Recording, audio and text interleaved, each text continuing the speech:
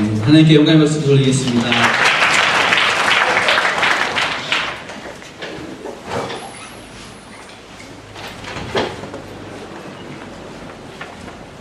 오늘 우리에게 주신 하나님의 귀한 말씀은 스가랴 8장 18절부터 23절까지의 말씀입니다. 신구약 중간에 학개 스가랴 말라기가 있습니다. 여러분 학개 직전에 말라기 직전에 있으니까 여러분 페이지가 몇 페이지입니까? 1320페이지에 있습니다.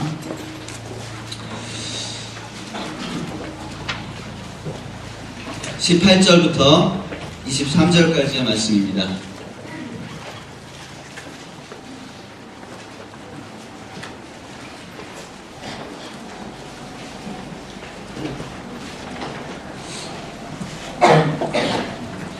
찾으셨습니까? 찾으셨나 보죠? 대답을 하네요. 네, 찾았죠? 네, 우리 한 절씩 교독하도록 하겠습니다. 제가 먼저 18절부터 읽고요. 여러분들이 읽고 마지막 절은 같이 읽겠습니다. 제가 먼저 읽겠습니다. 만군의 여호와의 말씀이 내게 임하여 이르시되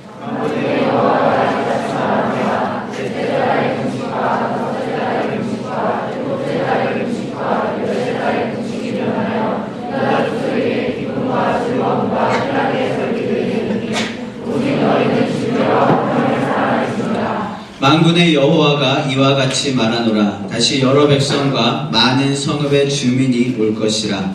이 성읍 주민이 저 성읍에 가서 이르기를 우리가 속히 가서 만군의 여호와를 찾고 여호와의 은혜를 구하자 하면 나도 가겠노라 하겠으며 많은 백성과 강대한 나라들이 예루살렘으로 와서 만군의 여호와를 찾고 여호와께 은혜를 구하리라. 만군의 여호와가 이와 같이 말하노라. 그날에는 말이 다른 이방 백성 10명이 유다 사람 하나의 옷자락을 잡을 것이라. 곧 잡고 말하기를 하나님이 너희와 함께 하심을 들었나니 우리가 너희와 함께 가려 하노라 하리라 하시니라.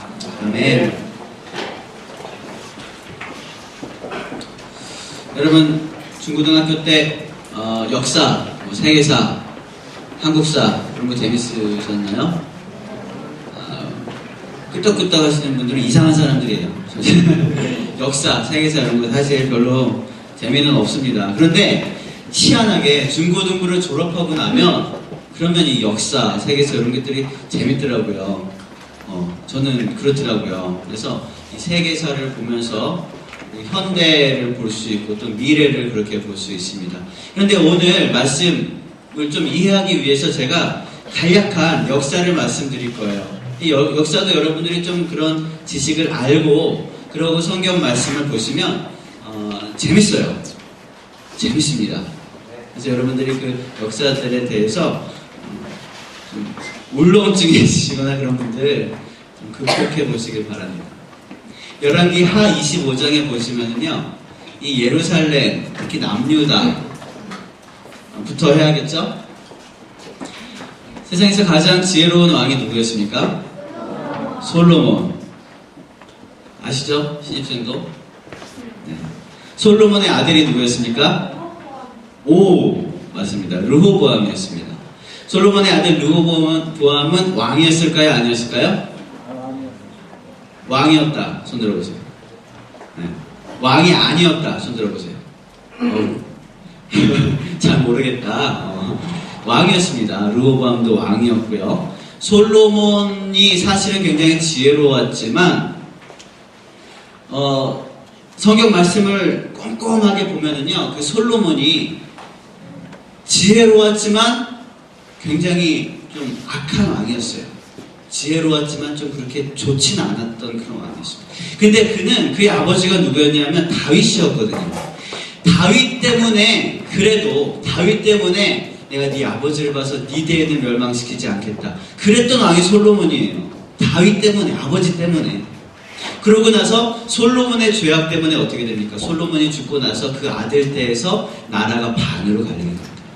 그래서 솔로몬의 아들 르호보암을 통해서 남유다가 이게 유다의 그 이스라엘의 나라가 이어지게 되고요. 거기서 신하 한 명이 배신을 합니다. 누구죠? 여로보암입니다. 여로보암이 배신을 해서 북이스라엘을 세우게 됩니다. 그래서 북이스라엘은 배신한 그런 신하의 나라들이기 때문에 이 왕족이 계속 막 여러 번 바뀌어요. 그리고 망하기도 일찍 망해요. 기원전 700년대 756년에 망합니다. 700년대에 망해요. 그리고 130년 정도가 지난 후에 기원전이니까 거꾸로 가죠. 기원전 588년도에 남유다로 바벨론의 그 당시 신흥 세력이었어요. 바벨론의 느부갓네살 왕이 쳐들어옵니다. 그때가 언제냐 하면 10월 10일이었습니다. 성을 무너뜨리기 위해서 그 성 높이의 토성들을 쌓기 시작합니다. 그래서 그 토성에 올라가서 성을 위에서 이렇게 공격하려고. 그때는 그게 굉장한 전략이었습니다. 그래서 그 성 주변에다가 토성을 쌓아 올리고, 그게 언제냐면 며칠이요? 10월 10일이었습니다. 588년 10월 10일이고, 그렇게 포위를 한 상태로 1년 반 정도를 이 예루살렘 성이 버팁니다. 버티다가 586년, 기원전이니까 거꾸로 가고 있어요.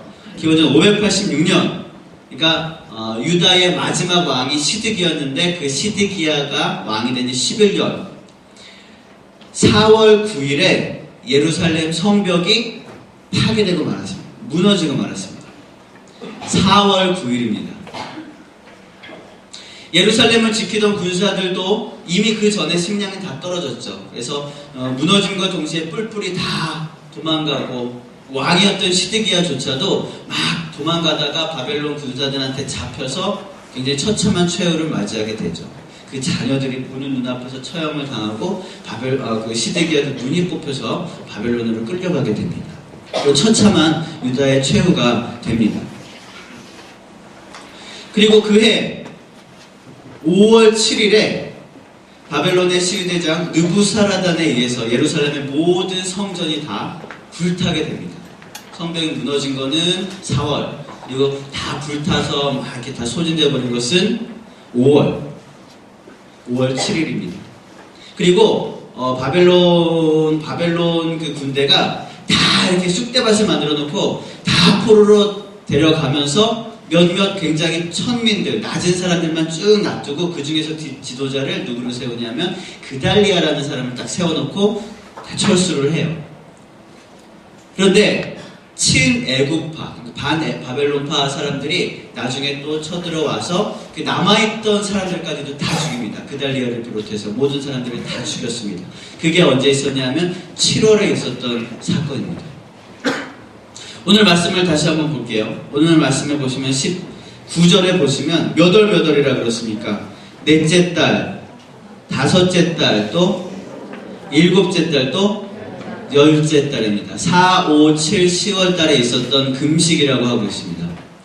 순서대로 하면 10월이 먼저예요. 10월, 4월, 5월, 7월. 이 금식들은 여러분들이 방금 이야기했던 것처럼 예루살렘이 포위당하던 날을 애통하기 위해서, 또 예루살렘의 성벽이 무너진 날을 애통하기 위해서, 그리고 성전이 불타던 날을 애통하기 위해서, 그리고 남은 모든 백성들까지 다 죽임을 당했던 날을 애통하기 위해서, 쉽게 얘기하면 예루살렘이 멸망했던 것을 애통하기 위한 절기들이 이 4월, 5월, 7월, 10월의 절기들입니다. 선지자 스가랴, 오늘 이 스가랴는 바벨론에 의해서 유다 백성들이 싹 잡혀간 이후에 그 바벨론에서 태어난 선지자입니다. 그러니까 이 사람은, 스가랴는 태어날 때부터 뭐였습니까? 포로였어요. 태어날 때부터 그러니까 일제시대에 태어난 사람, 뭐 그렇게 생각하면 될 것 같아요. 그러니까 태어날 때부터 포로였습니다. 그리고 포로의 삶을 살아왔습니다. 그러다가 통치되는 그 나라가 바벨론에서 페르시아로 바뀌게 되고, 페르시아의 고레스라는 사람이 왕이 되면서 다 너네들 나라로 돌아가라 라고 얘기를 하는 게 뭐예요? 고레스 칙령. 여러분 세계사 다 배운 거예요. 그렇습니다. 고레스 칙령에 의해서 그 모든 포로 국가들이 다 자기네 고국으로 돌아갑니다. 그때 스가랴도 스룹바벨과 여호수아와 함께 예루살렘으로 돌아갑니다. 딱 돌아가서 보니까 어떨까요? 쑥대밭이 되어 있겠죠. 그 이후에 거긴 사람이 살지 않았어요. 돌 위에 돌이 하나도 남겨지지 않았고 돌무더기만 잔뜩 있고 아무도 살지 않고 벌써 그런 채로 대략 한 80년 정도가 흘린 상태였거든요. 그때가. 그러니까 아무도 살지 않는 그런, 어쩌면 그 당시에 막 죽임당했던 그다리아와 비롯한 그런 모든 남아있던 백성들의 시체들도 막 여기저기 뒹굴 수도 있고, 뭐 하여튼 굉장히 살기 어려운 그런 폐허. 그런 땅이 바로 이 스가랴가 보고 있었던 예루살렘 성전이었습니다. 같이 갔던 스룹바벨과 함께 그 이후에 이제 스룹바벨 성전을 다시 올리기 시작을 하긴 하는 거예요. 하여튼 그 이전이기 때문에 이 당시에 스가랴가 볼 수 있었던 것은 황무한 그런 폐허밖에 없었다라는 것입니다. 그 폐허를 보면서 오늘 이렇게 예언을 하고 있는 것입니다.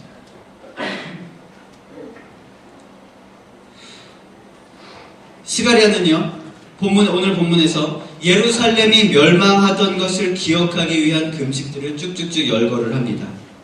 포로로 끌려온 후부터 시작된 그런 어떤 아픈 역사적인 사실의 증거들이 이제는 어떻게 된다고요? 기쁨의 절기, 희락의 절기, 즐거움의 절기들이 될 것이다 라고 선포하고 있습니다. 그게 예루살렘 성의 회복을 예언하고 있는 거였어요. 스가랴가. 눈앞에 보이는 것은 황무한 벌판이고, 여러분, 그렇게 회복되어질 것이다 라고 선포하는 가운데 하나님께서 이스라엘 백성들에게 요청하신 것은 딱 두 가지가 있습니다. 오늘 본문에 나옵니다. 19절 마지막 쪽에 보니까 무엇과 무엇이라고요? 진리와 화평입니다. 진리와 화평. 진리는 무엇입니까? 예수 그리스도입니다. 이 당시 사람들이 예수 그리스도를 알았을까요? 뒤에서 또 우리 좀 얘기를 하도록 하겠습니다. 또 정확히 말하면 이 진리라는 것은 예수 그리스도, 예수께서 나의 그리스도 되셨다라는 사실입니다. 예수께서 나의 죄를 대속하시려 십자가에 달려 돌아가심으로써 내 모든 죄가 다 사해지고 우리가 다시 하나님과 관계가 회복되어져서 하나님과 화평을 누리게 되었다. 그것이 화평입니다. 하나님과의 관계의 회복을 말합니다. 하나님과의 화평이에요. 하나님과 새로운 관계가 맺어지는 것을 말합니다. 재판자였던 하나님, 통치자였던 하나님이 이제는 뭐가 되냐면 아버지이신 하나님이 된다는 것입니다. 아버지이신 하나님이 된다는 것입니다. 하나님과의 화평은요, 곧 세상과의 화평을 말하는 것이 아닙니다. 하나님과 새로운 관계가 맺어졌다는 것은 우리가 죄와 또 다른 새로운 관계를 맺어야 한다는 것을 의미합니다. 우리가 지금까지 죄가 우리의 삶 속에서 어떤 역할을 해왔다면, 어떤 관계를 우리가 맺고 있었다면 그 모든 관계들은 다시 정립되어야 할 필요가 있다는 것이죠. 뭐 그렇다고 더 친한 관계, 죄랑 더 친밀하고 그런 관계를 말하는 게 아니죠. 더 이상 거래하지 않아도 되는 관계입니다. 더 이상 함께하지 않아도 되는 관계라는 새로운 관계가 형성되어야 한다는 것입니다. 이렇게 죄와 새로운 관계를 맺는다는 것은 죄와 거래가 끊어졌다는 것을 의미합니다. 왜냐하면 죄의 대가가 지불되었기 때문입니다. 예수 그리스도로 인해서 그래서 우리는 자유하다라는 것입니다. 자유한 것입니다. 여러분, 지금까지 여러분을 힘들게 하고 또 아프게 하고 그런 기억에서조차 끊어버리고 싶었던 그런 절기가 있었습니까? 절기라고 하기보다는 그런 기억들이 있었습니까, 여러분들? 내가 어쩔 수 없이 내 기억 속에 딱 자리 잡아버린 그런 아픈 기억들이 있습니까? 나의 의도와 상관없이 내가 상처를 받게 되고 아픔을 겪게 되었던 그런 절기들이 있습니까? 아니면 내가 어쩔 수 없는 상황에서 혹은 내가 선택할 수 있었지만 내가 그 당시에 연약했기 때문에 과오를 저지름으로써 상처들이 아직도 나에게 있습니까? 그런 상처들, 그런 실수에 의한 나의 여러 가지 아픔과 여러 가지 문제들. 스가랴는 그러한 모든 상처들과 아픈 과거들이 이제는 변하여 희망의 절기가 될 것이라고 선포하고 예언하는 것입니다. 그리고 그것은 이루어졌습니다. 예수 그리스도께서 저와 여러분의 모든 아픔과 상처와 제약들을 십자가상에서 대속하시고 저와 여러분에게 참 자유를 허락해 주셨다는 사실입니다. 지나간 과거의 아픔과 상처는 이제 하나님께서 저와 여러분을 십자가 앞에 이끄시는 어떤 절차였음을 이제는 고백할 수 있다라는 것입니다. 스가랴 선지자는요, 폐허가 된 예루살렘 성전이 다시금 많은 사람들이 찾는 영광의 성전이 될 것이다 라고 선포하고 있습니다. 지금은 돌 위에 돌이 하나도 남아있지 않지만 하나님께서 그 예루살렘을 회복시키시는 날이 되면 많은 사람들이 다시 그 성전을 찾을 것이라고 하는 거예요. 여기 오늘 말씀해 보시면 21절 말씀을 보시면은요, 이런 거예요. 이성읍 주민이 막 예루살렘으로 가면서 저 성읍에 들리면서 지나가는데 저 성읍 주민한테 얘기하는 거예요. 우리가 속히 가서 만군의 여호와를 찾고 여호와께 은혜를 구하자라고 얘기를 합니다. 그러면 저 성읍에 있는 사람들이 이 성읍 사람들이 지나가는 걸 보고 나도 가자 따라가자, 나도 그렇게 같이 가자 그런다는 거예요. 예루살렘 성전이 이제는 영광의 성전이 된다는 것이죠. 여러분, 저와 여러분의 삶의 한복판에서 하나님이 드러나는 그런 축복의 통로가 되시길 주님의 이름으로 축원합니다. 우리를 통해서 사람들이 하나님을 만나고 하나님께 은혜를 구하는 은혜의 통로가 될 것입니다. 그렇게 되면 어떤 현상이 일어나느냐 하면 10명의 안 믿는 사람들이 한 명의 믿는 사람한테 막 달려와서 이렇게 얘기하는 거예요. 나 너랑 같은 팀에 소속하고 싶어. 뭐 예를 들어서 학교에서 이제 발제를 한다 그러면은 막 이제 나 있는 쪽으로만 막 오는 거예요. 막 와서 나 너랑 같은 팀 할래. 나랑 같이 하자. 그러면 와요. 10명이 와요. 회사에서 어느 부서로 이제 딱 발령이 됐어요. 그럼 다른 사람들은 야, 저 부서는 좋겠다. 제가 가서 야, 나도 저 부서 가고 싶다. 쟤 때문에. 그렇게 얘기가 되는 것입니다. 여러분, 그래서 물어봅니다. 왜 나랑 그렇게 같이 다니고 싶냐? 그러면은 너는 항상 하나님이 함께 하시는 것 같아. 나 좀 묻어갈래. 그렇게 얘기하는 거예요. 크리스찬이면 최소한 요 정도 축복은 되어야 되지 않겠습니까? 그죠? 그런 축복들을 여러분 받아 누리시길 바랍니다. 그건 내가 그냥 받아 누리는 게 아니라 나를 통해서 흘러가는 거예요. 축복의 통로가 되는 거예요. 은혜가 통로가 되어지는 것입니다. 스가랴는 자유를 빼앗긴 억압된 포로의 민족 한가운데 있었던 선지자입니다. 지금 현대를 살고 있는 이 현대인들은 모두 다 자유를 빼앗긴 억압된 포로의 민족들입니다. 예수 그리스도의 십자가 보혈로 모든 죄가 다 대속되고 모든 죄에서 해방되었음에도 불구하고 아직도 그것을 믿지 못하는 사람들에게 있어서는 아직도 억압되고 자유롭지 못한 그런 포로의 삶이 바로 현대의 삶이라는 것이죠. 그런데 더 심각한 건 자기가 포로의 삶인 줄 깨닫지도 못하고 있다는 것, 억압된 삶을 살고 있다는 걸 알지도 못하는 것, 그것이 더 심각한 거예요. 우리나라를 비롯해서 오랜 시간 동안 지배를 받았던 많은 민족들은 자기들이 지배를 받고 있는 것을 당연하게 생각합니다. 처음부터 종의 자녀로 태어나서 죽을 때까지 종으로만 살아야 한다라고 생각하고 있습니다. 당연하게 그렇게 생각하고 있습니다. 그들을 바로잡기 위해서는 먼저 그들에게 자유에 대해서 알게 해야 됩니다. 이것이 불과 우리나라에 100년 전에 일어났던 계몽운동입니다. 우리는 오늘 사단의 억압 가운데 놓인 이 민족, 이 땅 위에 성령의 계몽운동을 일으켜야 합니다. 예수 그리스도의 십자가로 모든 죄악의 권세에서 노임받았음을 그들이 깨닫게 하는 것, 그게 성령의 계몽운동입니다. 그 계몽운동이 무엇입니까? 우리의 언어로 말하자면 전도예요. 전도. 선교, 전도. 복음을 전하는 것. 그런데 그 계몽운동은요, 삶의 전반적인 영역에서 이루어져야 됩니다. 왜냐하면 사단의 침투와 억압은 우리의 삶의 전반적에서 일어나고 있기 때문입니다.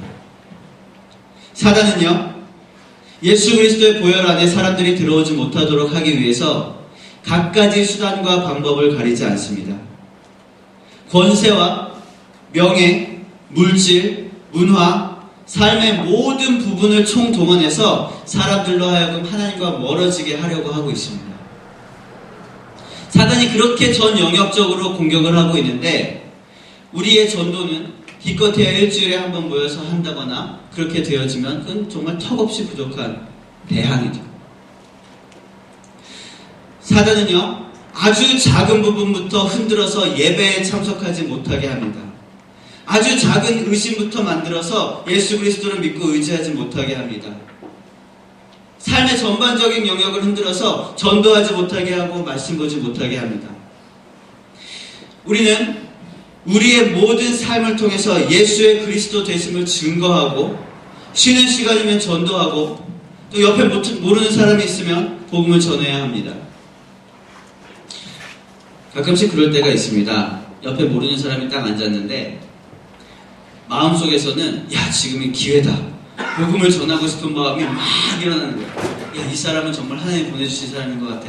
느낌상 막 일어납니다. 그런데 차마 입이 안 떨어져요.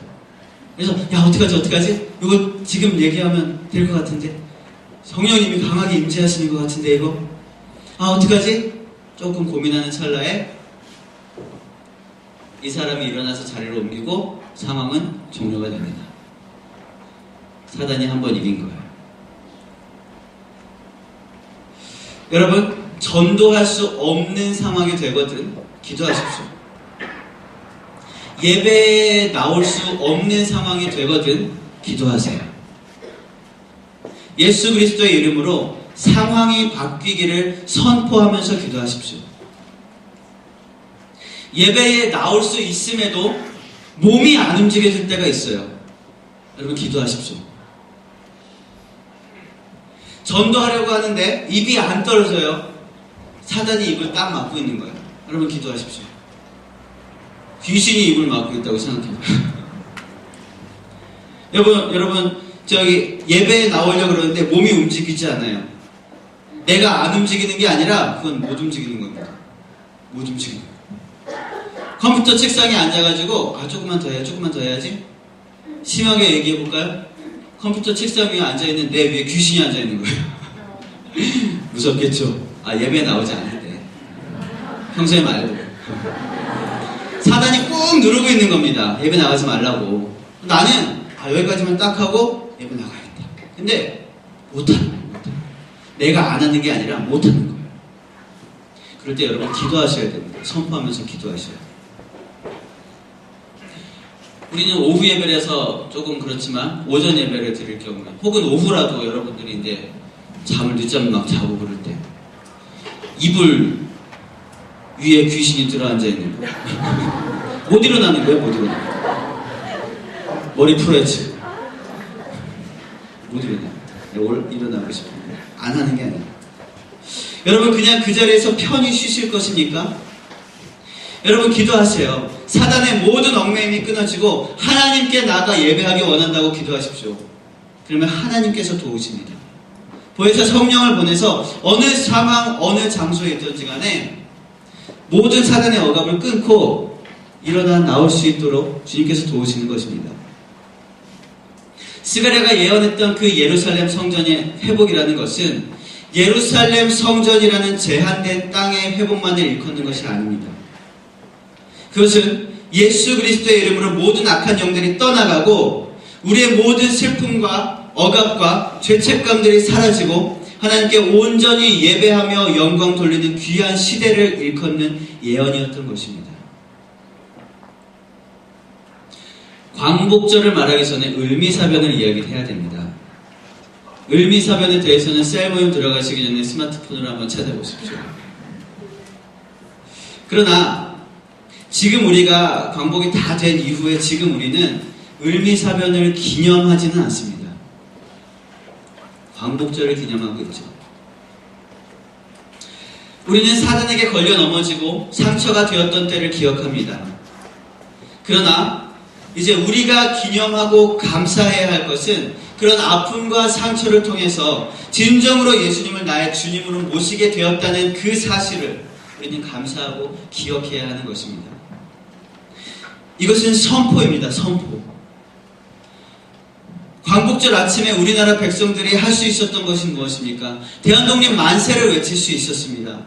대한독립 만세. 더 많은 우리 민족들에게 그 독립의 소식을 들려주는 거예요. 산골 깊은 곳에 살고 있는 우리 동포들이 있다면 그들에게 찾아가서 우리나라는 이제 독립되었다. 대한 독립되었다. 라고 외치면서 말하는 그것이 바로 선포입니다. 선포. 여러분, 중요한 것은 그 사람들은 단지 외치기만 했다라는 사실입니다. 외치기만 했어요. 그러면 그 독립의 소식을 들은 사람들은 여러 가지 반응을 일으키겠죠. 어떤 이는 함께 뛰어나와서 독립만세를 외쳤을 것입니다. 또 어떤 이는 자기를 괴롭혔던 일본 순사를 찾아갈 것입니다. 또 어떤 이는 서대문 형무소로 가서 감옥을 열어줄 것입니다. 또 어떤 이는 침입하였기 때문에 몸을 숨기고 두려워했을 것입니다. 또 어떤 이는 그 독립의 소식을 믿지 못했을 것입니다. 여러분, 복음이 마찬가지입니다. 복음의 선포를 듣고 난 이후에 우리의 삶도 큰 변화가 일어나는 것입니다. 우리의 선포는 그냥 독립만세입니다. 예수 그리스도께서 여러분들의 죄를 대속해서 돌아가셨습니다. 이게 우리의 선포입니다.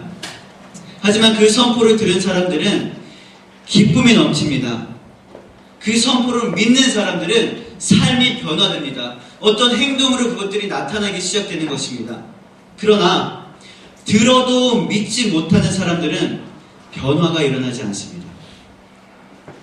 어제의 태양이나 오늘의 태양은 똑같기 때문입니다. 예수님의 복된 소식을 듣기 이전이나 들은 이후나 나의 상황은 똑같기 때문입니다. 그러니까 믿어질 수 없는 거예요. 나이 20이 되고 나서 뭐가 새로운 게 있어요? 나이 30이 되고 나서 뭔가 새로운 게 있습니까? 똑같습니다. 어제의 태양이나 오늘의 태양이 똑같은 거예요. 저는 목사 안수를 받고 나면 세상이 바뀔 줄 알았어요. 제가 성인 군자가 돼서 어떠한 정욕과 죄악에도 굴복되지 않는 그런 완전한 그런 어떤 사람이 될 줄 알았어요. 근데 저는 여러분이 상상치도 못할 엄청난 죄악을 아직도 행하면서 자행하면서 살고 있습니다. 저는 여러분이 상상치도 못할 그런 죄악들을 범하면서 사는데 저는 정품 소프트웨어를 사용하지 않습니다. 엄청난 죄악을 제가. 여러분, 우리의 변화는 우리의 내면에서부터 시작됩니다. 복음을 들은 자들의 변화는 그 내면에서부터 시작이 돼요. 기쁨이 흘러나와서 행동이 우리의 어떤 정체성을 말하는 게 아니라 우리의 내면으로부터 기쁨이 넘치고 복음의 소식이 우리 내면에 들어왔을 때, 믿음이 되었을 때 그것이 행동으로 나타나게 된다는 것입니다. 예수 그리스도께서 우리의 모든 죄를 대신하여 돌아가시고 우리에게 참 생명을 주셨다는 사실이 믿어지는 사람은 그의 삶 속에서 누가 뭐라고 해도 변화가 일어납니다. 일어날 수밖에 없습니다. 우리의 삶의 목적이 달라지기 때문입니다. 그 사람의 상황과 형편은 바뀔 것이 없어도 그 사람 내면으로부터 변화가 시작되는 거예요. 심지어는 그 사람의 상황과 형편이 더 열악하게 될지라도 말입니다. 하나님께서는요, 인류의 역사 속에서 하나님과 인간의 관계를 회복시키시길 원하셨습니다. 그 회복은 전적으로 하나님의 계획하심 아래에서 진행되었습니다. 하나님께서 죄 때문에 죽은 우리를 대속하여 아들 예수 그리스도를 십자가에 매어 다른 사건 때문이었습니다. 오늘 본문 말씀에 보시면은요, 예루살렘 성전이 회복되는 것만으로도 많은 사람들이 하나님을 찾고 기쁨의 절기, 희락의 절기가 선포될 것이라고 말씀하고 있습니다. 눈에 보이는 그 조그만한 예루살렘 성전이 뭐가 대단하고 중요합니까? 그럼에도 불구하고 그 성전 하나가 회복될 때에 많은 사람들이 하나님을 찾고 구하고 따르게 될 것이라고 이야기하고 있습니다. 그 예언은 그 당시의 유대인들에게 회복의 메시지였고 축복의 메시지였고 희망의 메시지였습니다. 그러나 여러분, 우리에게 선포되는 메시지는 무엇입니까? 예루살렘 성전의 문제가 아니에요. 예수 그리스도 안에서 하나님과의 관계가 회복되었다는 선포가 되고 있는 것입니다.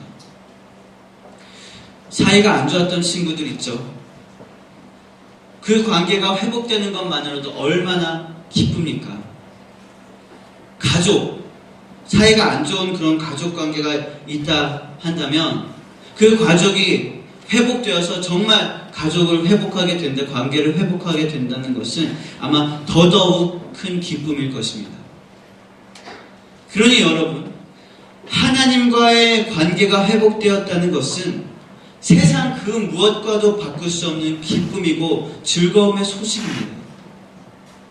저는 지금 그래서 이렇게 하라, 뭘 해라 라고 말씀드리는 게 아니에요. 저는 지금 그 소식 자체를 여러분들에게 알려드리고 있는 것입니다. 하나님께서 여러분을 위해서 여러분의 죄를 다 없애하시고 그 죄의 대가로 예수 그리스도를 죽이셨습니다. 그리고 하나님과의 관계를 새롭게 맺으신 것이에요. 재판과 피고인의 관계가 아니라 아버지와 아들의 관계로 새롭게 맺으셨다는 사실입니다. 죄 없다라는 선포에 그친 것이 아니라 그 재판관이신 그분이 바로 나의 아버지가 되셔서 그분의 모든 유업이 나의 유업으로 유산이 상속되게 될 수 있게 되었다라는 사실입니다. 그 엄청난 축복은요, 단지 소식이에요. 소식. 일방적인 선포입니다. 선포되는 말씀일 뿐입니다. 어떻게 하면 된다라는 그런 어떤 관문의 문제가 아니라 공지되어지는 것입니다. 마치 대한독립 만세와 같은 그런 선포입니다. 여러분, 누가 세상 속에서 예수 그리스도의 청년들이 사라져간다고 얘기하고 있습니까? 여론은 교회가 무너졌다. 교회는 다 타락했다. 교회의 젊은이들은 다 빠져나가고 있다. 그렇게 말하고 있습니다. 그러나 여러분, 그렇지 않습니다. 저와 여러분을 통해서 세상은 계속 변화되고 있습니다. 하나님께서는 수십만, 수백만의 사람들을 사용하시는 것이 아닙니다. 단 한 사람을 사용해서 세상을 변화시켜 나가고 있는 것입니다. 그 한 사람이 바로 여러분들입니다. 여러분 한 사람이면 여러분이 다니고 있는 학교를 변화시키기에 충분합니다. 여러분 한 사람이면 여러분들이 다니고 있는 그 직장을 변화시키기에 충분합니다. 여러분 한 사람이면 여러분의 가정을 변화시키기에 충분합니다. 마치 대한독립 만세를 목이 터져라 외쳤던 그 사람들 때문에 독립이 된 것이 아니라 그 독립의 선포와 상관없이 그들의 반응과 상관없이 독립이 이루어진 것처럼 우리는 우리를 구원하신 하나님의 능력, 하나님의 영광을 단지 선포만 하면 되는 것입니다. 우리의 어떠함 때문이 아니라 하나님의 어떠하심 때문에 우리는 구원의 반열에 이르게 되는 것이기 때문입니다. 여러분 이제 어떻게 사시겠습니까? 여러분의 믿음을 숨기면서 사시겠습니까? 회복시키신 그 은혜를 감추면서 사시겠습니까? 아직 우리에게 생명이 붙어 있다면 우리의 목숨 다하는 그날까지 우리는 구원받은 자를 더하기 원하시는 하나님의 소원을 들어드리며 살아야 하지 않겠습니까? 회복시키시는 은혜를 누리시길 바랍니다. 그 은혜 가운데 날마다 승리하시며 선포하시는 저와 여러분 한 주간 보내시기를 주님의 이름으로 축원합니다. 우리 함께 찬양합니다. 찬양하고 기도할 때에 하나님, 내가 이제부터 이렇게 살겠습니다. 하나님께서 나를 회복시키시고 하나님께서 나를 붙들어 세우셨는데 이제는 죽은 사람처럼 살지 않겠습니다. 이제는 억압된 포로와 같은 삶을 살지 않겠습니다. 여러분 자유함을 누리시길 바랍니다. 하나님 안에서, 예수 그리스도의 보혈 안에서 우리는 자유하게 됩니다. 자유하게 되었습니다. 왜냐하면 하나님께서 그 어린 양을 통해서 우리와 하나님과의 관계를 화목해 회복시키셨기 때문입니다. 주님의 어린 양을 찬양합니다.